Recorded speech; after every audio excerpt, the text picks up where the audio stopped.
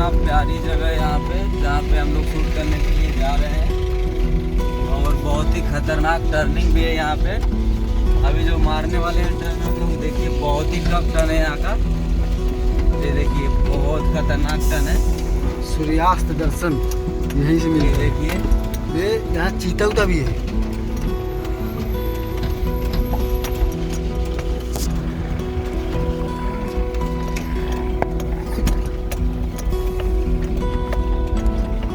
ये देखिए कितना खतरनाक टर्न यहाँ का है।